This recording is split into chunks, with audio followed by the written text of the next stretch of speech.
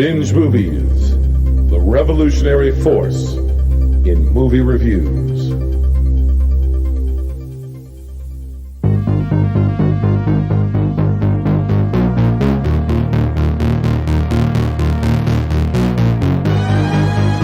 Coming to you from the last video store in the universe, it's Binge Movies, episode 134. I'm Jason. This is a show that ranks, eliminates movies, to determine which ones are most worthy of preservation for all time, even beyond the end times. On this episode, I give you results. There's no way to make that sound. I've never known what to call these follow-up episodes. It's the results show. Well, you know, this isn't America's Got Talent. This is a result from Fallout. Maybe I should do it from the top. Let's do it from the top.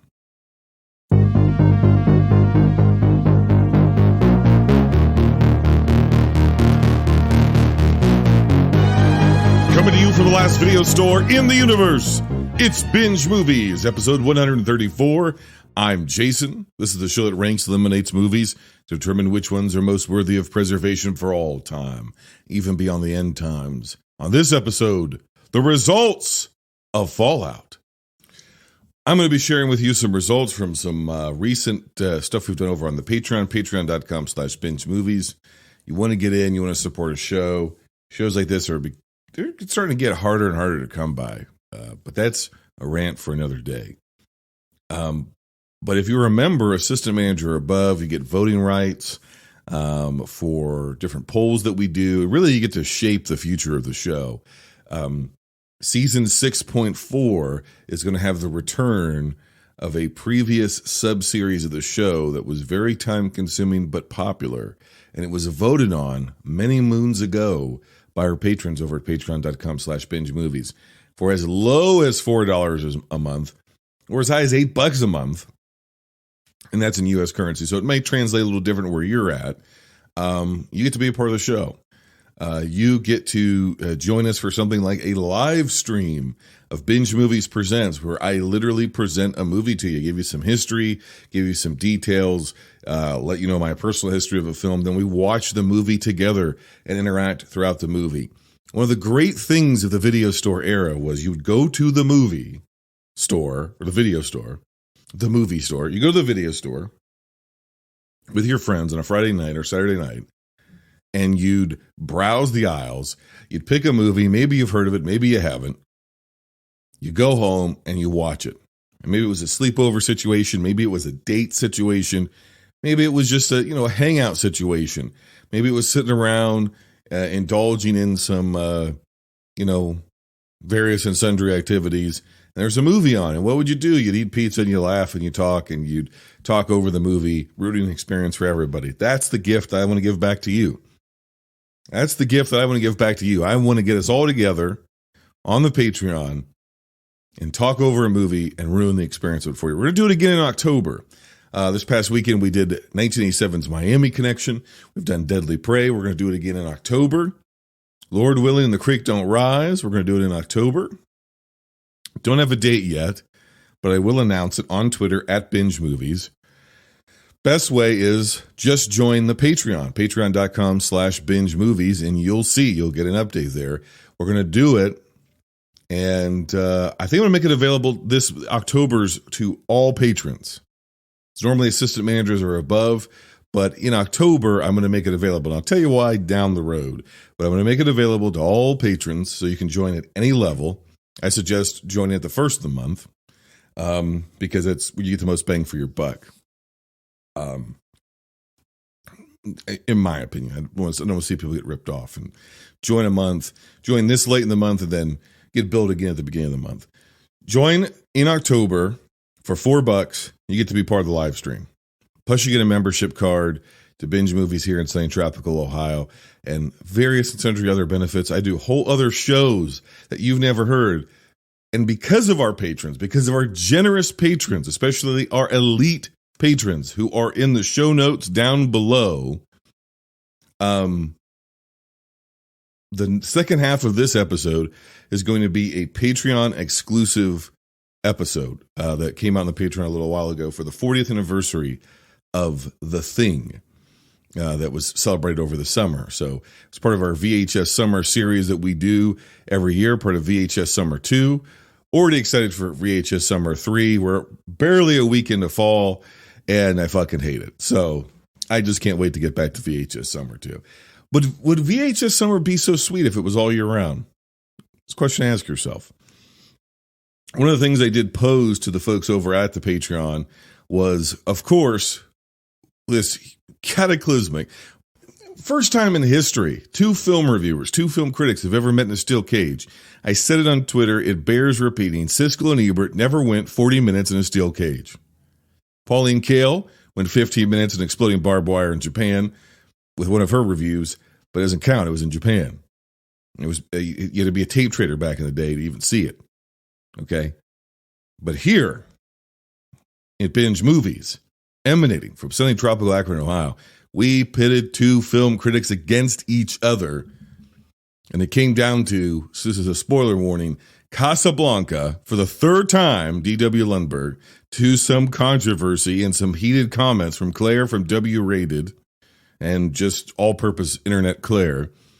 Shrek Sweaty Claire came with a vengeance for D.W. Lundberg on Twitter. It was crazy. Shocking. But he picked Casablanca again. That part wasn't shocking. And the lady won, got her rematch because of some shenanigans that happened at Beach Brawl. And here we are. Here we are now. And it all came down to my pick, Night of the Living Dead versus Casablanca. And our patrons voted, and I will reveal to you what our patrons said in a minute. But first, we have to cover... But first, we have to cover some other exciting, I guess, news, some other votes. I've been doing something for our elite patrons called Blind Spots. On Blind Spots, I watch a movie in real time that I've never seen, and they don't know what the movie is. I don't tell them in advance. They go into it blind. I go into it blind. They maybe have seen the movie. They may know it. They may have heard of it. I've done a bunch of these so far. And it's pretty fun. But the third one I did was one of the most miserable experiences I've ever had. It was for a film starring Charles Grodin, John Lovitz, and Megan Mullally, among others, Mario Van Peebles Jr., called Last Resort. I did this as part of VHS Summer. This film was one of the least funny comedies I've ever seen. I refer to it as one of the least funny comedies ever made. What clever jokes were written, the execution of them was so bungled. The film went into an anti-comedy territory. And I can't think of a better place to put this movie that looks like shit, sounds like shit. And even when a joke is funny in theory, they find some way of fucking it up. I can't think of a better place for it than the Anti-Vault. I put it up for a poll. Our elite patrons voted. They voted in favor. Yes, the movie does suck. It needs to go into the Anti-Vault. I had a poll for a brand new patron saint. Patron saint here for the Michael Ironside edition, right? If you don't know the show, our patron saint for years and years and years was Kevin Dunn. Beloved character actor in Middle England from Ghostbusters 2, among many other things. Kevin Dunn. I mean, you know him, you love him. He's been our patron saint of just everything. I mean, he's the guy, right? Pat, rest in peace, and I, we built an altar to the guy. We pray to him 3 times a day. Then we had a little reoccurrence of another guy who came along, who was seemed to be in every comedy that we watched, whether animated or live action, and that man's name is Dom DeLuise. And we realized that Dom DeLuise is also like a patron saint. But not just of comedy. He's our patron saint of flavor because he used Ziploc Flavor Saver bags. He'd wake up in the middle of the night. He's hungry. He's hungry in the middle of the night. Big dog's got to eat. He goes to the refrigerator. He finds a Ziploc bag, but he's worried. The leftovers, they're going to be good? Of course they're going to be good. Their flavor has been saved. And now that he's ascended to the ethereal plane, he saves our flavor. It's really simple. And that was it for a long time. We had 2 patron saints. But there's this other guy who kept cropping up. And you know him as Michael Ironside. And there's 4 criteria for canonization within the Binge Movies patron saint pantheon. Number 1, they have to appear in at least 5 films ranked on Binge Movies. Number 2, they have to serve as an exemplar of a character actor. Step 3, they have to have verified miracles attested to them. And step 4, upon review, canonization. That's the 4-step process. So I gave it up for our folks on Patreon, and I asked them to vote. With an overwhelming 100%, Michael Ironside is being added as the patron saint of scary motherfuckers. We've got the patron saint, our chief patron saint. Really, we should just call it Binge Dunn. But our chief patron saint, Kevin Dunn. We've got our patron saint of comedy and flavor in Dom DeLuise. And now we have our patron saint, Michael Ironside, the patron saint of scary motherfuckers. It's wonderful. It's absolutely wonderful. This past season, we did video game movies with Megan Kearns. If you haven't listened to that episode, Megan is a film critic from the Boston Film Critics Association. She is one of the hosts of Spoiler Piece Theater. Spoiler Piece Theater? Spoiler Piece Theater? Is there a theater attached to that? Jesus Christ. What's wrong with me? I'm going to say it's Spoiler Piece Theater. I don't know if there's a theater there, but there is a spoiler piece. It might just be Spoiler Piece. I don't fucking know. It's been a long 2022. She is a former Last Movie Standing champion. She is a recurring guest of the show. At this point, I would just love to say she's reached that illustrious status in a year of, I would like to just consider her a contributing host. She's not a guest anymore. Because here at Binge Movies, you're not a guest. You're family. She gets a never-ending pasta bowl, but the pasta is full of chits. The bowl and the chits organize our videotapes and our DVDs and our Blu-rays and our CEDs and our cassette tapes and our vinyl records and our 8-tracks and our MP3s and our codes and our QR codes and our digital downloads. We organize everything here by chit. So you have a never-ending bowl of chits, Megan. A never-ending bowl of chits. No late fees, though. That's a great thing about Binge Movies. Never any late fees. And if you want a no late fees shirt, go to bingemovies.threadless.com and you can get a no late fees shirt. No problem. We've got a line of merch. You spend $30, Threadless gives me $1.50. It's a wonderful deal. But it does help support the show.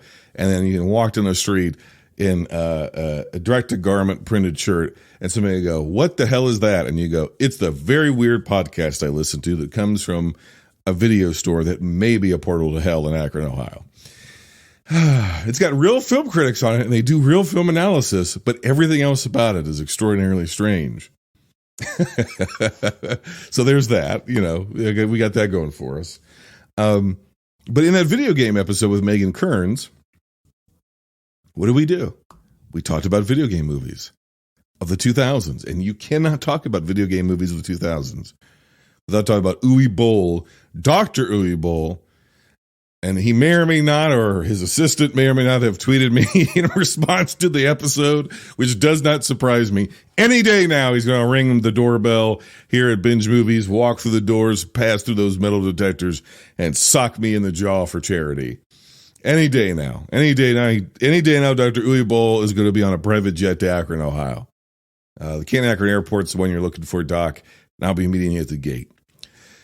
Anyway, House of the Dead 2003 was one of those. It's one of the worst movies ever made, period. We put it up for a vote again. Put it up for a vote over at Binge Movies, at our Patreon, patreon.com/Binge Movies. And our patrons voted unanimously because they actually had to watch this one. because many of our patrons are also competing in the Binge Movies Challenge, 122 films in 365 days. At the end of it, I've got an illustrious tape selection here that's no longer in circulation. One of our beautiful new releases. New is a relative term. Keep that in mind. New is a relative term around here, just as is reality and time and space.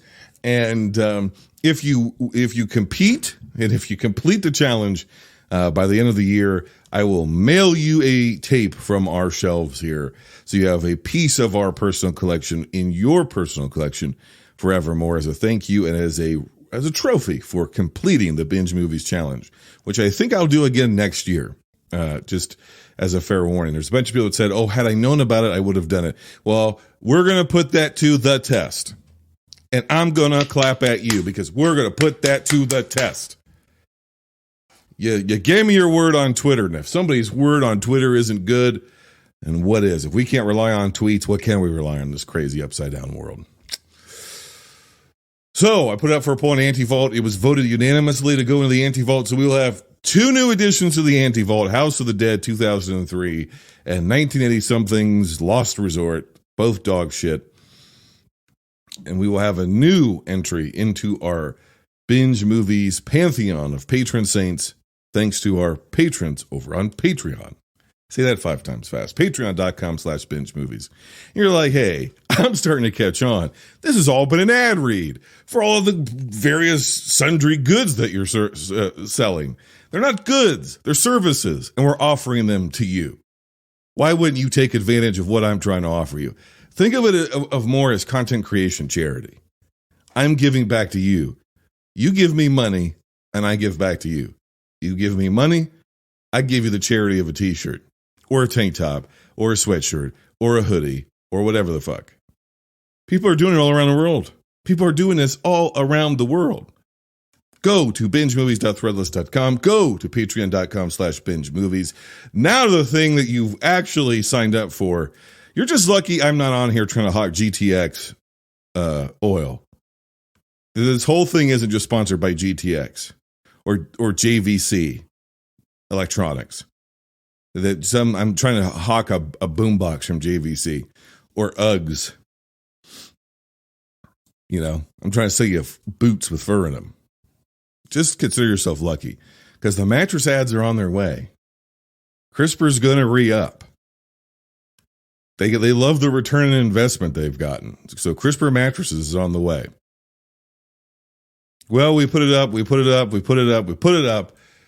The fallout, I said, you decide the winner. It came down to D.W. Lundberg, who joined Patreon to exclusively vote for himself. And was, I believe, the sole vote for himself. Either that or he voted against himself because he's like, I can't do this anymore. Put me out of my misery like the fucking fly. That actually could be the situation that Lundberg at this point 3 times all year he's had to come up with defenses for Casablanca. He got out of that fucking matter machine, the teleportation pod, and he's like, no, Gina Davis, I can't do this anymore. Put me out of my misery. And so for a 90% to 10%, the final vote is in. And the winner, by landslide, I consider that a landslide victory, is the Lady Wan. She's going to move on, as is Night of the Living Dead. They're moving on to the final round of our Gauntlet Eliminator series. If you're new to the show, what normally happens is every season ends in the last movie standing, and the audience votes, and that film gets added to our vault. The winning film gets added to the vault. I said, hey, the rules are going to change. Prepare to change your mind at the end of last year. And this year, the whole thing has been whoever wins last movie standing, they and their movie continue on to the next round, and they have to choose between sticking with their movie or changing their mind and picking a new movie, which is an admission that the movie I picked was worthy out of that crop, but isn't necessarily worthy out of this crop. And Lundberg stuck to his guns, in fairness to him, stuck with Casablanca.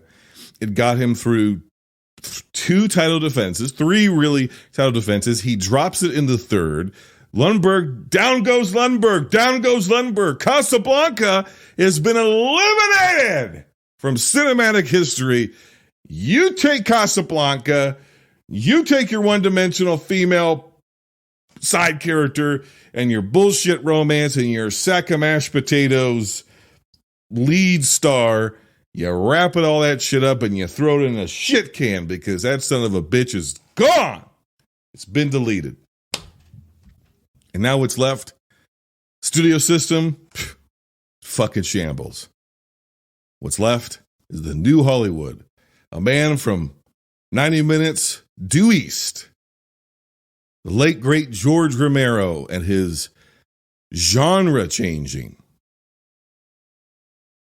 film-making changing, new Hollywood, grindhouse, drive-in theater, lapse copyright classic, Night of the Living Dead. That's what's out there now. That's what's moving on to the next round. And the Lady Wand will return for our very next last movie stint at the end of season 6.4. And we're going to call that event The Clash. And she will face off against the final boss for this entire year. And let me just say, if you thought Fallout was something, if you thought Beach Brawl was contentious and Fallout was fraught, you are not ready for The Clash. Well, those are the results. Lady Wand moves on.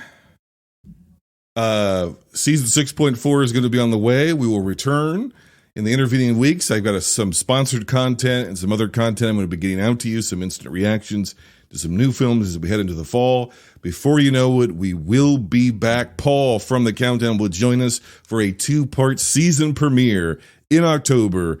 We are going to rank the entire Friday the 13th series, the biggest horror franchise we've covered for our fourth annual, I don't even remember, spooky season, Binge Movies Spooktacular. Paul and Jason binge movies, and we binge horror movies. We've been binging horror franchises. We've covered the Halloween series. We've covered the Nightmare on Elm Street series. Now we're covering the mother of them all, the Friday the 13th films.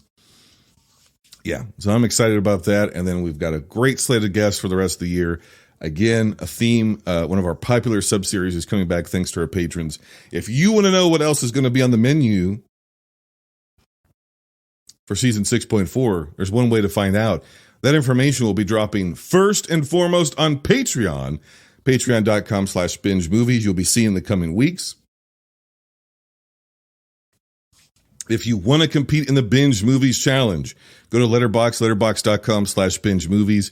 You can search through our list there as part of the Binge Movies profile, and you can see all of the previous chunks of the challenge.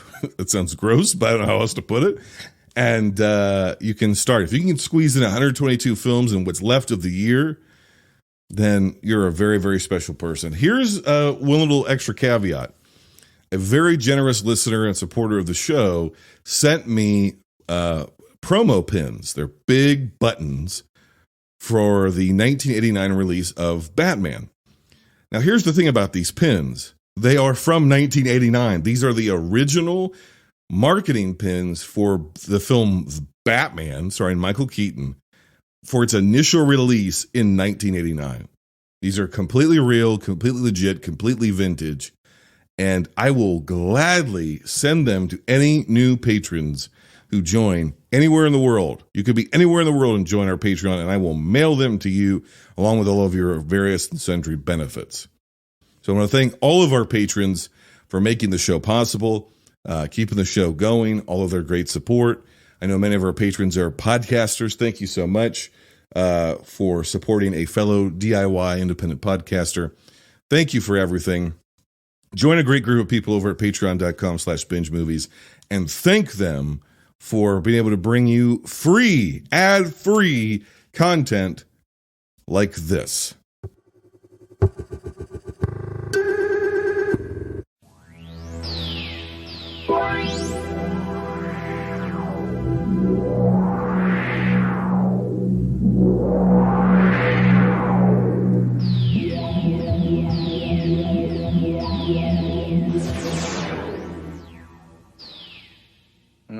this tape when I'm finished. If none of us make it, at least there'll be some kind of record.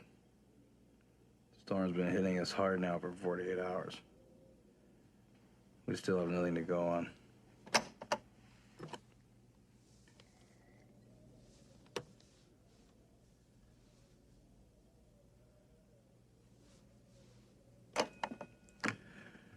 One other thing. I think it rips through your clothes when it takes you over. Windows found some shredded long johns, but the name tag was missing. They could be anybody's. Nobody trusts anybody now. We're all very tired.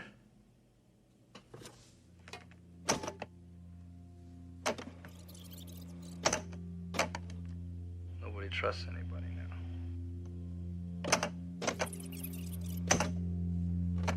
There's nothing else I can do. Just wait. R.J. McCready, helicopter pilot, U.S. Outpost North 31.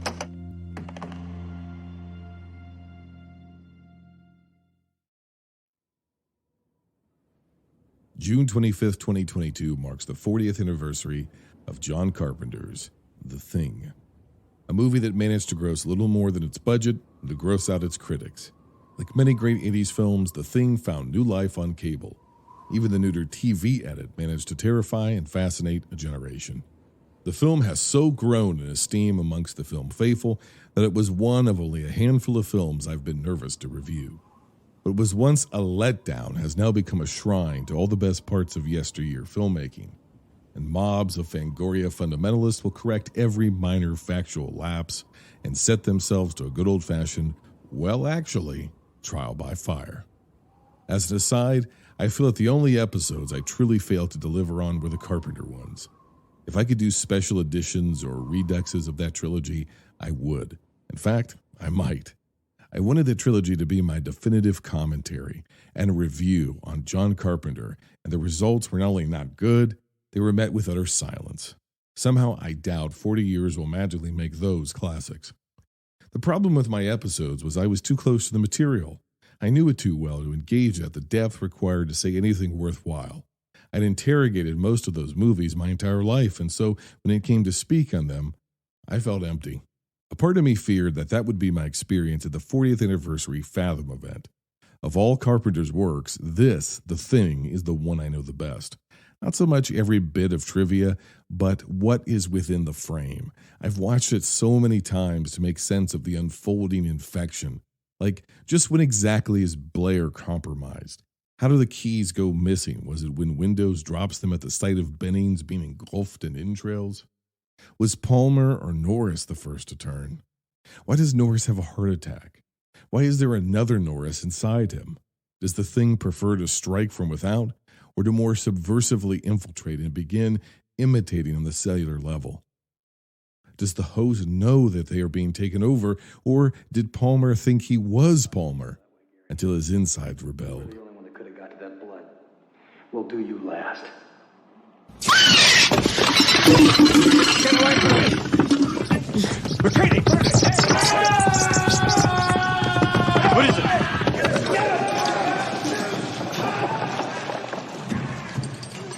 These ideas have swirled in my mind since my sickbed as a small kid and a 90s winter with a bearded dad by his bedside. Was my dad McCready? He dressed and acted like him, minus the J and B. The power of the film is that these questions have no answer, but the suspense of the picture forces you to ask them every time. Every time the movie draws you in and you feel nervous and unsure, despite actually being sure that the end means nothing in the movie matters.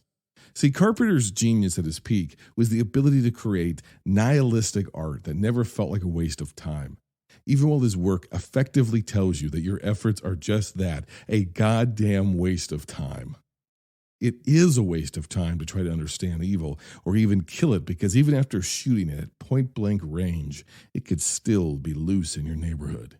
It is pointless to try and restrain evil with religion or science, because in the end, it will break free and consume the future. It is pointless to join the cause for your country because your country doesn't love you or know right from wrong. It only knows power. Finally, here in the ice, it is pointless to distrust or even fight because evil will outwait you and outlast you. Burn it all down. You'll only delay the cold. All of those readings are there, and not too buried, quite frankly, but we won't stop asking the questions. We try to rationalize and understand the why in order to survive and feel safe. Carpenter knew this, and he knew our primitive drives would go wild if only introduced to the right sly stimuli. The thing is nothing if not stimulating. Even after all of my analysis and failed articulation, the film just works.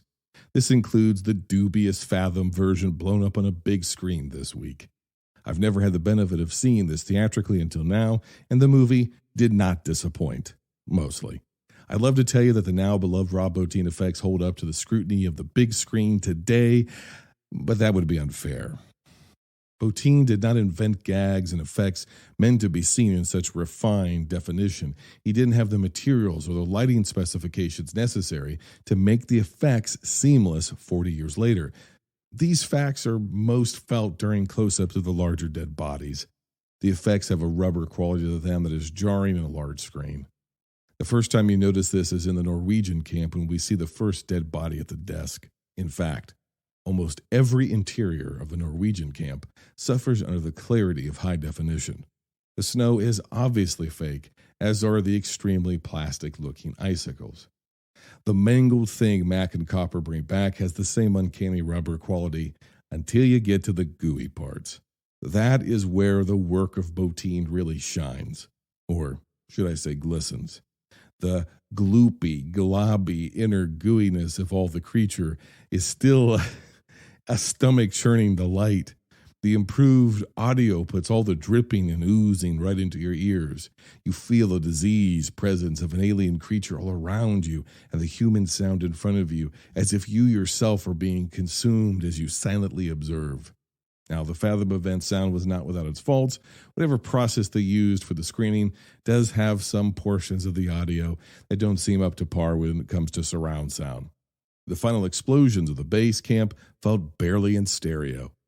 Now, I'm not a film technophile, so I can't tell you the difference between various scans, transfers, remasters, and releases. I just know that certain portions definitely felt 40 years old. Director Mick Garris attended the same event and broke down the issues. First of all, the film was shot in 2.35 by 1 widescreen aspect ratio, but was shown in 1.85 by 1. The picture was soft focus and low resolution, and the digital image was out of registration, so all the objects were rimmed in red on one side and blue on the other. Also, all movement all the way through the movie stuttered like trying to watch Netflix with a really bad Wi-Fi signal. The scene that played the most and surpassed the test of time was the Norris chess monster scene. The separation of the head from the burning body is something to behold on the largest screen possible. It doesn't look good. It looks better than any similar practical or digital effect I've ever seen. The articulation of the face and the movements of the tendrils and legs are mind-bending. The long stretch and eventual green melt of the head and neck down the table as the face contorts is the stuff of nightmares and grins. So what? I guess they don't make them like they used to, you might say. No, nobody ever made them like this. The designer was either a certified genius or an authentic wacko, I retort and bellow. Needless to conclude, my experience was not empty, even if it was not perfect. Seeing the thing on the big screen was a revival of the senses, an experience more people should have. There are infinite nuances and details of performance and production design that the human eye cannot catch on CRTV or even 75-inch 4K OLED screens. We need the movies to be bigger than us in order for them to absorb us. They were made to be that way, and an imitation will not do.